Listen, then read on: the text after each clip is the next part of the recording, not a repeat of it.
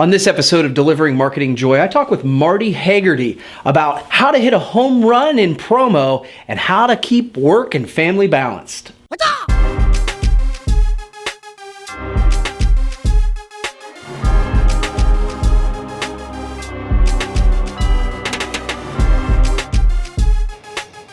Hey there, and welcome to another edition of Delivering Marketing Joy. I am your host, Kirby Hasseman. I'm very excited to have my good buddy, Marty Hagerty, with me. Marty is the president, the head guy in charge of Paparazzi Promo. Marty, thanks so much for taking the time. Well, thanks for having me. You bet, man. You bet. So, you and I have caught up at industry events and gotten to know each other a little bit, but one thing I know is you've been in this business for a while. So, I always like to ask, what's one of the most important lessons you've ever learned in business? Great question. There's been many lessons, some easy, some hard. I think the most important thing that I've ever learned in business is listening. Listening for me is huge. If you don't listen, you won't know really what your clients are looking for. I mean, they tell you, I don't have a kind of a weird story I tell people that I've been in this industry for probably 15 years total, 6 with my own company. Okay. And as my own company in the last 6 years, I've never sold an ink pen. All right. Now, that's not to say I haven't gone on calls for ink pens. I've had clients call me and say, hey, we need some leave behind, some ink pens, memo pads, stuff like that. And every time I go on that call, we start a conversation and listening to what their message is, they never really want ink pens. So I think that's really the most important lesson I've learned is just listen to what they really are saying. Listen to what they really want. Help them from there. So yeah, it's funny because it sounds like it's cliche, but it's totally true. I think so many times we do listen with the intent of thinking of what we're going to say next, as opposed to really aggressively listening, for lack of a better term, if that makes sense. Right. So one of the things I also know is you are kind of exploring getting into a new niche. I know you're doing promo and you're going to continue to do that, but also into the sports side, which those of us who've done that, it's a totally different business. It really is. And so what are some of the challenges that you've run into while trying to explore a new niche like that? So it's an interesting question. I don't consider it really a new niche for me because it's something I've done for a while.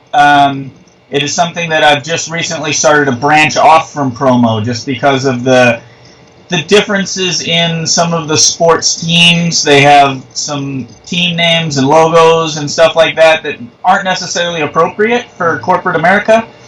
And so for that reason, we've decided to branch it off, and it has allowed us to make it more of a niche. It's allowed us to make it more finite. It's like you're the expert. So I don't know. So a lot of people don't know. I was in the hockey industry. I was a professional hockey referee for 21 years. Okay. And so I have a lot of contacts in hockey and in sports in general, and in the amateur and pro levels, and that's kind of where it happened. It was kind of by accident that we went in that direction. But I've always been a fairly athletic guy, and it just seemed natural, so we kind of aimed for that niche, I guess. Well, I think anytime you're talking to any kind of business, I think a lot of times those niches happen by accident because it ends up being something we're interested in and something where we speak the language, and it sounds like that was the case with you. Right, correct. And it was really easy to go in and talk to them and, again, listen to what they want. And we're speaking the same language.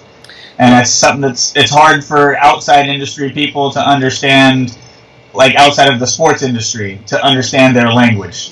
Well, yeah, I mean, I kind of like what I was talking about. I mean, it's a unique business in the sense it's different from going corporate America. They just have unique challenges, different things and that's where that listening, I'm sure, makes a huge difference. Correct. Yeah. So, and this is this is my favorite question. I always ask everybody 3 questions. This is my third, and this is my favorite. You just had a new baby. Congratulations, man. Thank you, sir. Yeah. So, and by the way, not your first child, as I understand. No, I think we're on hand number 2 now. I think we're going over here. So hand number 2, I like that. So obviously you're an expert at maintaining. No, don't go there. You're an expert on maintaining work-life balance. Give some tips. All right. The number one thing I've learned from maintaining the work and family balance is family always comes first. And that's especially when you're first starting out with your own company, that's a hard thing to do. For sure. But invest in your family because your family will always be there. No matter what happens with clients and what happens with business, your family is always there. And they're always going to be number one. So that's my philosophy, as families first, always. Love it. And then on top of that, I try to include my employees as family. So we're all a big family. So it's we invest in our culture and we invest in our family here at the office. And we try to be 100% in every moment. So when you're with your family, be turned off from everything else. When you're with work, then be at work. But if you try to keep your family and your business together, you're always distracted. I like that a lot. That's really good advice, Marty. And I appreciate you taking the time, my friend. You've answered my 3 questions. I always give everybody a chance to ask me one. Do you have one for me?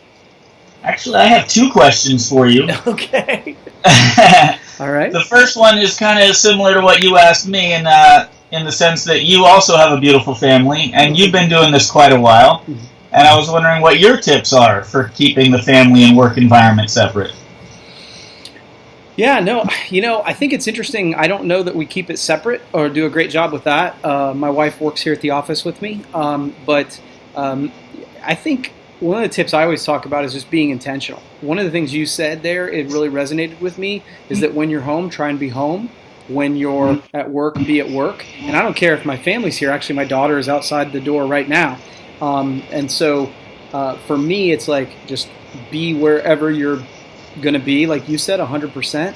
But then also really just make it intentional. As you know, I think you and I know each other, I'm very big onto goals. So one of my goals, or one of the things I do is I have goals. They're printed right over here. I'm looking at them. And number 1 is to grow as a husband and a father. And that's hard to be measurable, and people will say, well, that's not a SMART goal or whatever. But my thought process about that is if I'm constantly focusing on it, or at least looking at it on a regular basis, it tends to remind me of where my focus should be. And so that's the advice I would be, is to just be intentional about it. Wherever you're going to be there. So that's that. Fair? That's awesome. I like it.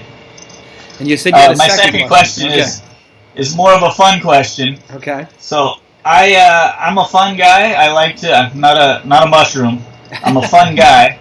I like to have fun. I like to play practical jokes and stuff like that. And I was just wondering if you have a dark side. Do I have a dark side? Well, you've been out with me in California having beers. So if anybody would know that, it would be you. I don't know if it's a dark side, but we like to have some fun at the office. Recently, probably the most recent one, our graphic designer took his birthday off. And so we wrapped up every single thing on his desk, including his stapler, his mouse pad, and that was his present for when he got back. So that's what happens when you take the day off on your birthday. So we try to do some fun stuff like that, and that kind of keeps it light, I think. Awesome, man. Well, hey, thank you so much for taking the time, Marty. I really appreciate it, and we'll have to do it again, okay? You got it, man. Thanks. Yep. Well, that wraps up this edition of Delivering Marketing Joy. We'll see you next time. Thanks for watching, but wait! Can you do me a favor? Please subscribe to my channel. If you haven't done it already, the way to do it's right over here. And hey, if you want to watch the last episode, check that out over here. Again, before you leave, subscribe!